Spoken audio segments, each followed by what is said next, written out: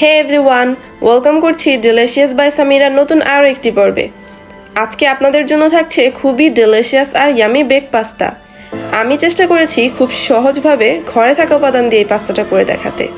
আর যাদের কমপ্লেইন থাকে বাসায় পাস্তা বানালে রেস্টুরেন্টের মতো টেস্টি হয় না, আশা করছি এই রেসিপিটা ফলো করলে বাসায় পারফেক্ট বেক পাস্তা বানাতে পারবেন। So let's start the video.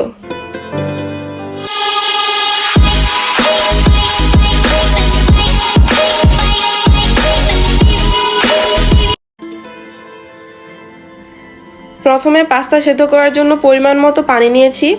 পানিটা ফুটে আসলে এর মধ্যে লবণ দিলাম 1 চা চামচ। এবার পাস্তাটা দিয়ে দিব। আজকে আমি বেক পাস্তা বানানোর জন্য এই কার্লি পাস্তা নিয়েছি। এটার নাম maybe fusilli if I am not wrong. আপনারা পেরি পাস্তাও নিতে পারেন। যাই হোক, পাস্তাটা সেদ্ধ করে নিব। হয়তোবা নোটিস করেছেন আমি কিন্তু পানিতে কোনো তেল দেইনি, কারণ হচ্ছে পানিতে তেল দিলে কিন্তু সেটা ড্রেন আউট করলে চলেই যায়।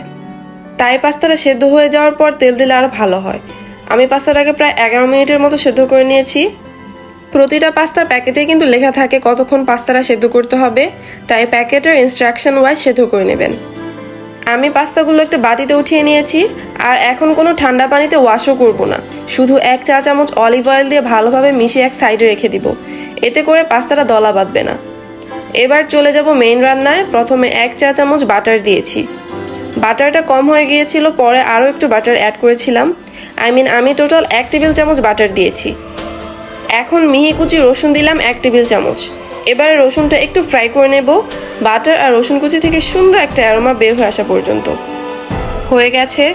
এবার ময়দা নিলাম 3 চা চামচ। একটু নেড়েচেড়ে সব কিছু ভালোভাবে মিশিয়ে নিচ্ছি। আর এখন কিন্তু চুলার জালটা লোতে রেখেছি। দেন রুম টেম্পারেচার দুধ দিয়ে দিলাম 1 কাপ। দুধটা আগে জাল করে ঠান্ডা করে নিয়েছিলাম। এবার একটা হ্যান্ড উইক্স দিয়ে খুব ভালোভাবে নাড়তে থাকবো। চেষ্টা করবেন এই কাজটা হ্যান্ড উইক্স বা কাঁটা চামচ দিয়ে করতে, তাহলে কোনো ময়দার দলা থাকবে না। খুব স্মুথ একটা হোয়াইট সস হবে। আমি কিন্তু একটু সময় নিয়ে খুব ভালোভাবে মিশিয়ে নিচ্ছি। আমার প্রায় 5 মিনিটের মতো সময় লেগেছিল। আর এখন 1 চা চামচ গোলমরিচ গুঁড়া, 1/2 চামচ লবণ আর 1 চা চামচ চিলি ফ্লেক্স দিয়ে দিলাম।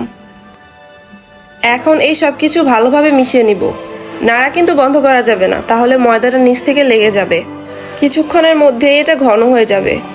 আমার হোয়াইট সস কিন্তু রেডি। এর থেকে বেশি থিক করা যাবে না। এবার সেই সেদ্ধ করে রাখা পাস্তাটা দিয়ে দিব। পাস্তা রান্নার সময় পাস্তা পারফেক্টলি সেদ্ধ করা কিন্তু খুব ইম্পর্ট্যান্ট। লাইক নুডলস কিন্তু বেশি সেদ্ধ করলেও খেতে ভালো লাগে না, আবার কম সেদ্ধ করলেও খেতে ভালো লাগে না। এবার সব কিছু খুব সুন্দর করে মিশিয়ে নিচ্ছি। যারা আমার চ্যানেল সাবস্ক্রাইব করেননি, please subscribe to my channel and hit the bell icon. আর যারা অলরেডি সাবস্ক্রাইব করেছেন তাদেরকে অনেক ধন্যবাদ।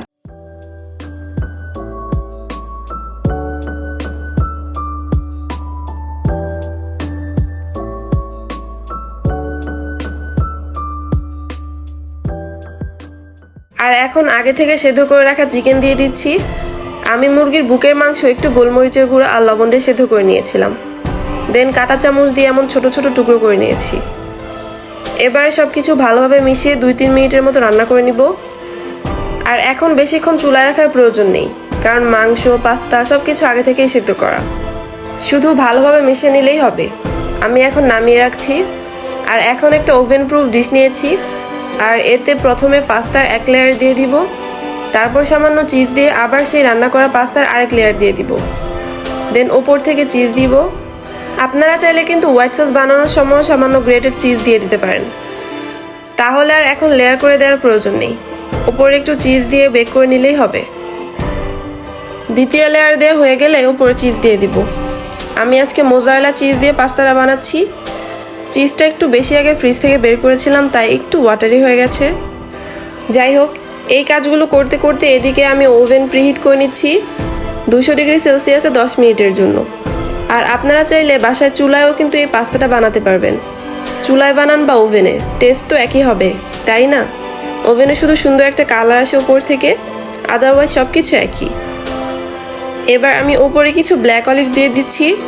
পাস্তা বা পিৎজা এইসব খাবারে ব্ল্যাক অলিভ আমার কাছে খুব ভালো লাগে, তাই একটু বেশি করেই দেই।